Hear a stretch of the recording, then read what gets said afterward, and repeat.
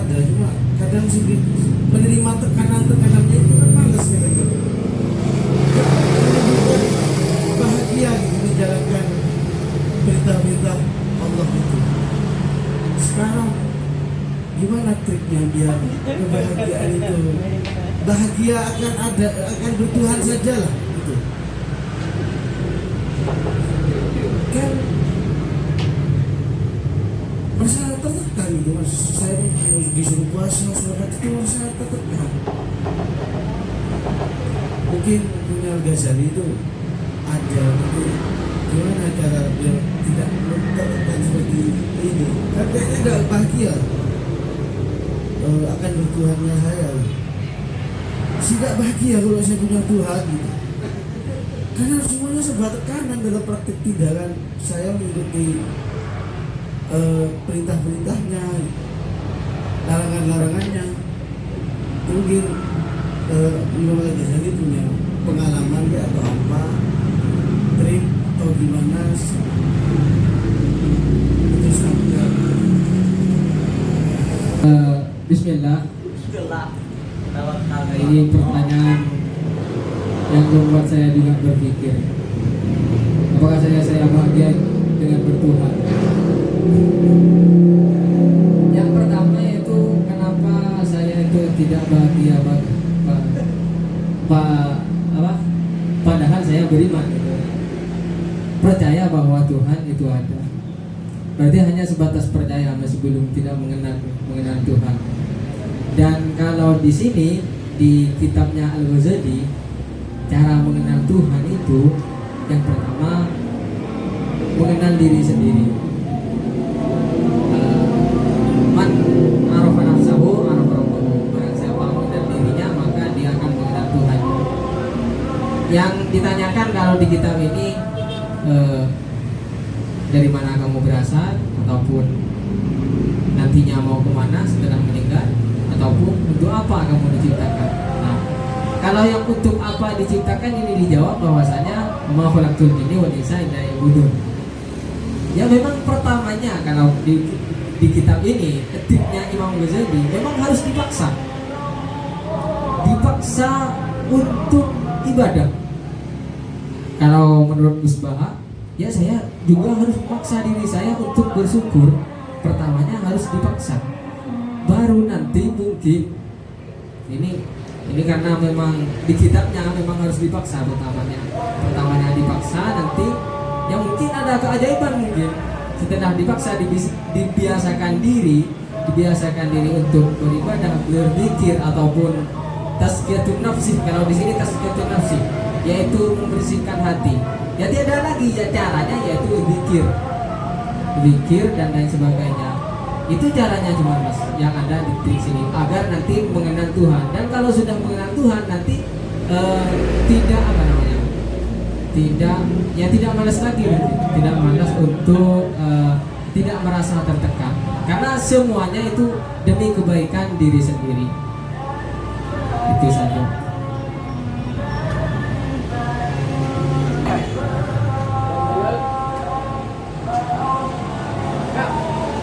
Berarti triknya dipaksa bahagia.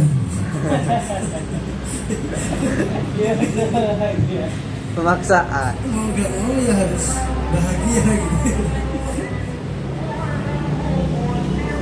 Ya nggak apa. Saya coba paksakan untuk bahagia. Sebenarnya gini, mengenai kebahagiaan itu, ketika membahas kebahagiaan itu, kalau saya sendiri bahagia itu ketika menerima saja.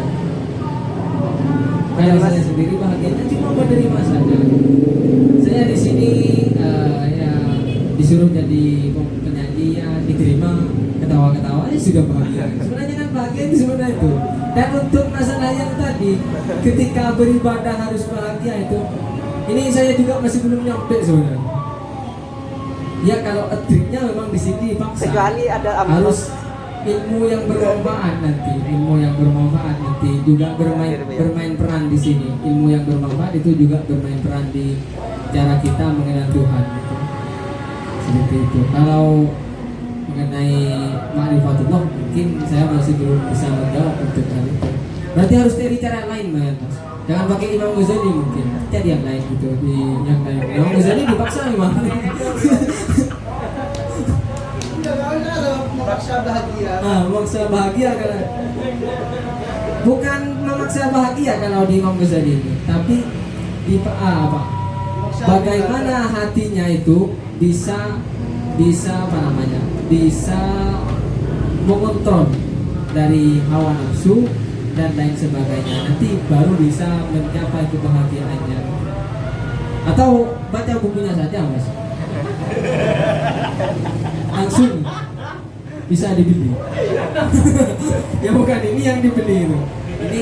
Ini terjemahannya kan, yang terjemah ini ke Mustafa Bisri, proses kebahagiaan. Kimia Usa'adah, kimia kebahagiaan. Tapi sama ke Ahmad Mustafa Bisri diterjemah dengan proses kebahagiaan.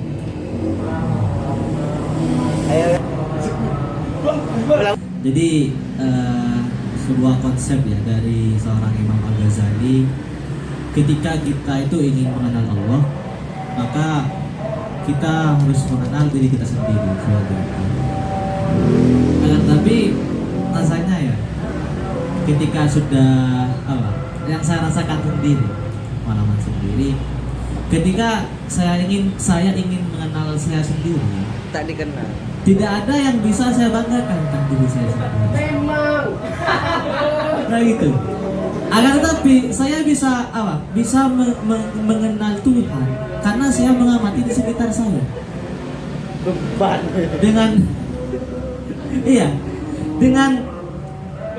Dengan melihat di sekitar saya, malah saya merasa bisa mengenal Tuhan lebih dekat sebenarnya. Contohnya gini, saya ketika melihat saya sendiri seolah-olah saya itu masih belum bisa mengenal Tuhan. Cuma akan tapi ketika sudah melihat seorang, saya merasa loh inilah kebaikan Tuhan. Loh ini loh bahwa Tuhan itu ada di sini. Contohnya ini, ketika saya melihat seseorang yang mungkin bukan secara kebutuhan dan ekonomi mungkin bisa dibilang lebih rendah gitu kan. Saya bisa melihat di sana betapa kebaikan Tuhan itu terhadap saya bisa mengenal Tuhan berdasarkan apa yang sudah Tuhan tampakkan terhadap saya. Bahkan ya tadi ketika saya cuma melihat saya sendiri, mengenali saya sendiri, apa yang dapat saya banggakan dari saya sendiri. Bahkan hal tersebut malah makin menjauhkan diri saya terhadap Tuhan. Dengan banyaknya dosa saya, dengan tingkah laku saya yang mungkin jauh dari tatanan yang sudah Tuhan berikan kepada saya, itu malah semakin menjauhkan diri dari Tuhan. Malah saya melihat saya tuh merasa semakin dekat dengan Tuhan ketika saya melihat realitas sosial yang ada di samping saya. Seolah-olah menggambarkan bahwa Tuhan itu ada di sana, Tuhan hadir di sana, Tuhan hadir pada diri saya sendiri. Seperti itu. Al-Ghazali itu adalah kesenangan akan kita peroleh ketika kita mengenali diri kita sendiri dan juga kemudian mengenali Allah gitu ya. Tapi jika kasusnya demikian seperti ini,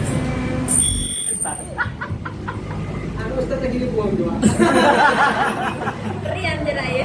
tapi jika kasusnya seperti ini, kita itu tidak bisa mengenali diri sendiri, tapi kita langsung merasa lebih dekat kepada Allah. Apa itu juga disebut sebagai kebahagiaan dia. Bagi Jadi langsung jalur akselerasi gitu. Iya. Bahagia untuk mengenal diri saya sendiri, langsung mengenal Tuhan. Maka itu bisa disebut kebahagiaan yang hakiki. lebih Lebih siap, lebih malaikat. lebih Itu sebenarnya sama pertanyaannya dengan milik Mbak Winda tadi kan, hampir sama loh. Karena apakah cara ini nanti membatasi cara mengenal Tuhan gitu? Man arafa nafsahu arafa rabbahu. Barang siapa mengenali dirinya sendiri, maka dia akan mengenali Tuhannya.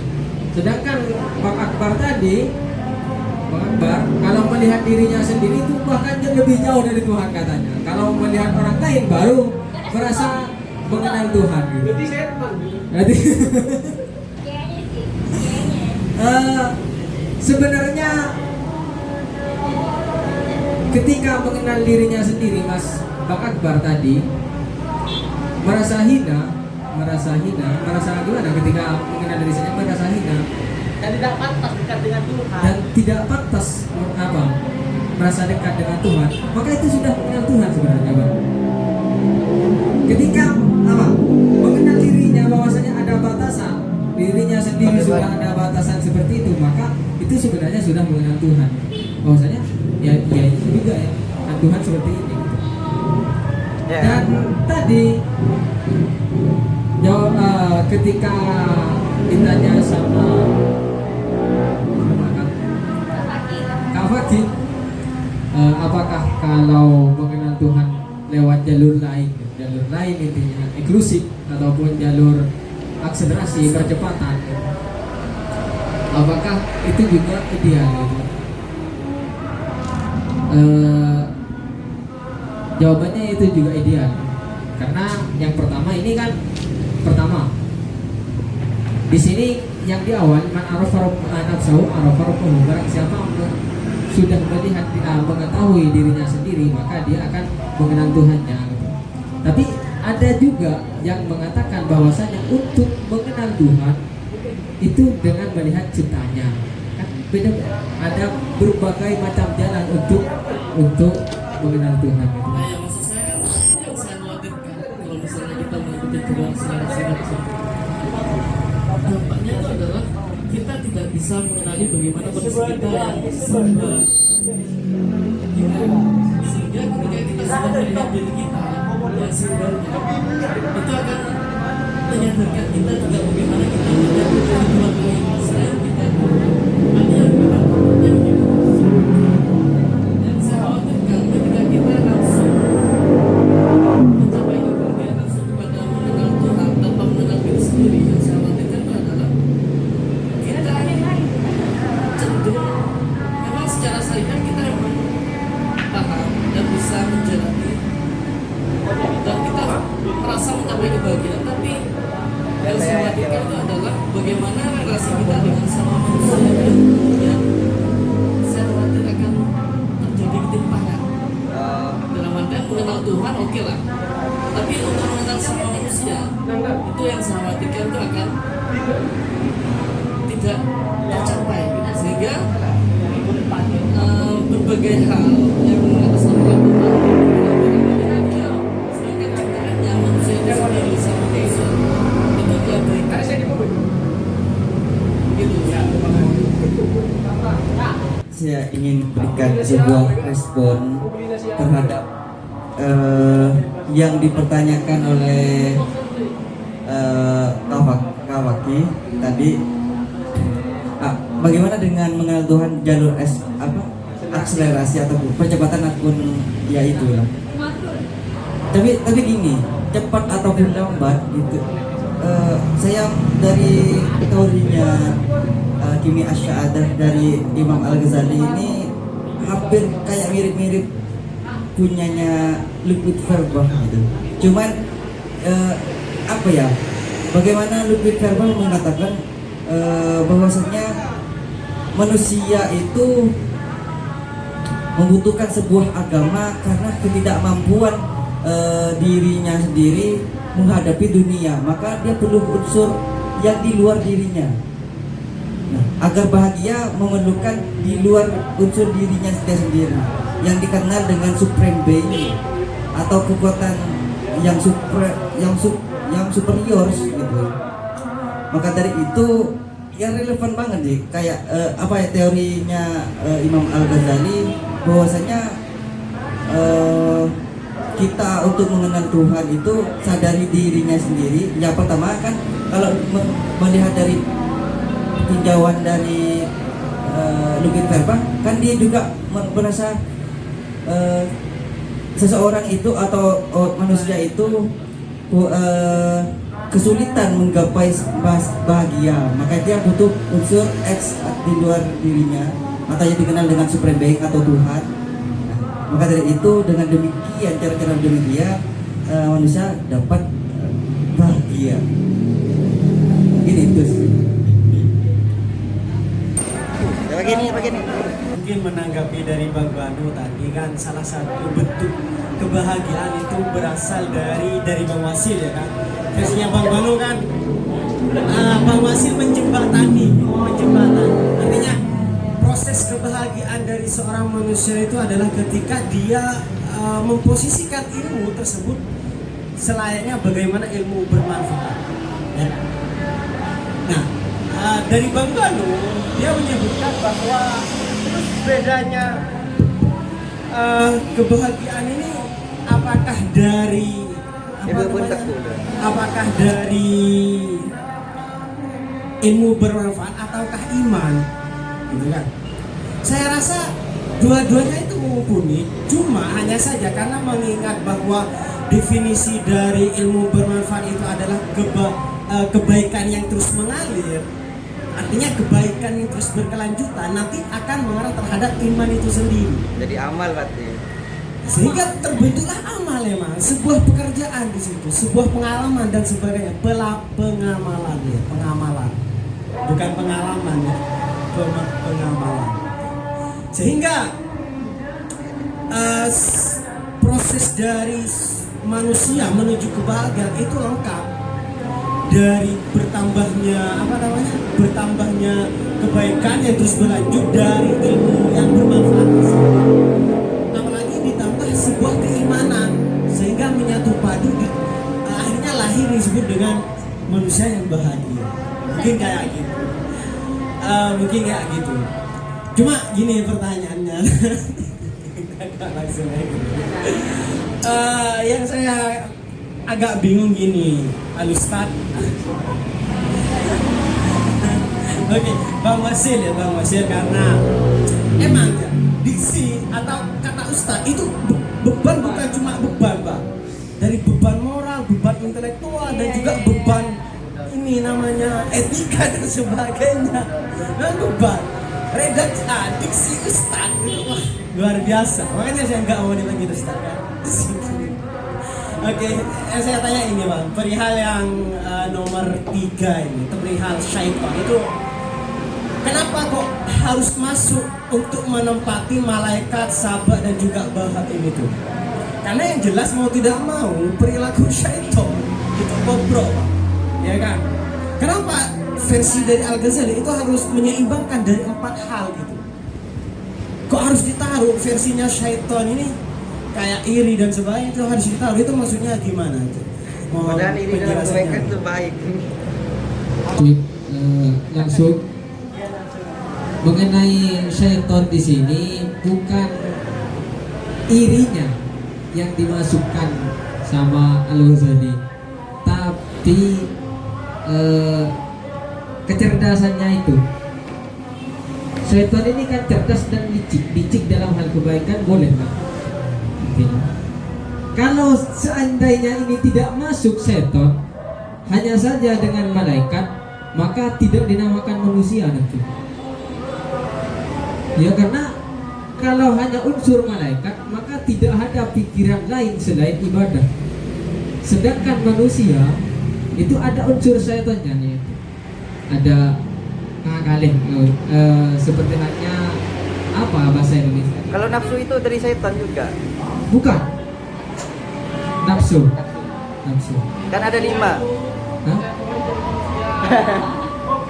memang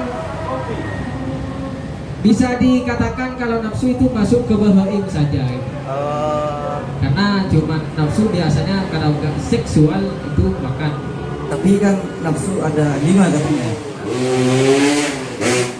Jadi dalam nafsu sendiri kan ada tingkatannya juga. Nafsu mutmainnah, nafsu aimarah, lawam, nah itulah dan semacamnya gitu yang saya ketahui. Cuman kan Kalau yang amarah coba spill dari nafsu amarah. Nah, untuk memantik amarah kan datangnya mungkin dari setan juga. Setan lagi. Apakah cuman setan ini jadi tempat untuk disalahkan gitu? Ternyata enggak kok. Setan enggak berbuat apa-apa, cuman nafsu kita sendiri yang terpantik untuk melakukan yang sedemikian gitu.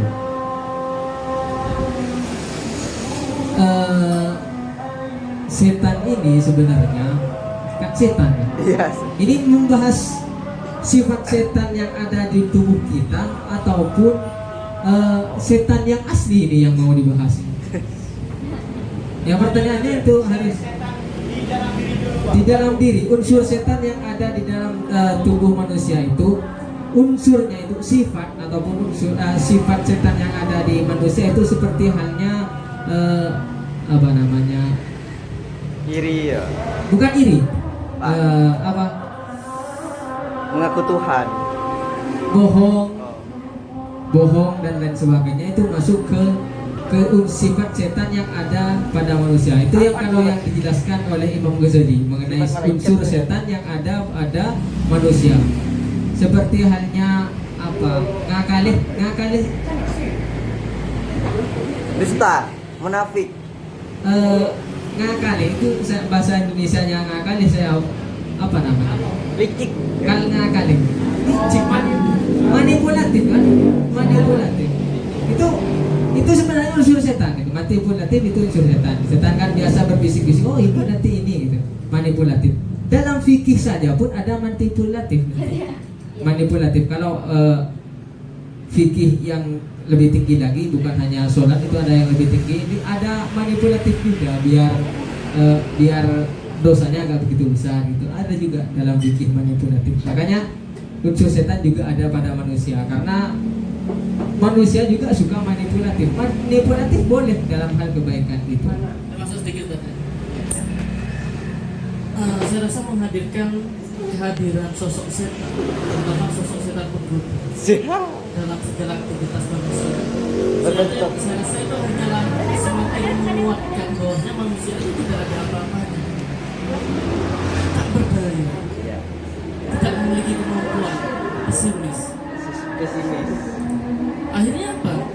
Akhirnya kita selalu menyandarkan bahwa ketidakberdayaan kita itu selalu kita proyeksikan kepada sosok yang bernama setan ini. Padahal itu adalah kita sendiri yang tidak berdaya. Saya saja sedikit.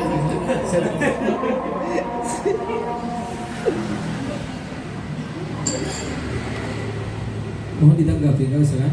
Kan tambahan.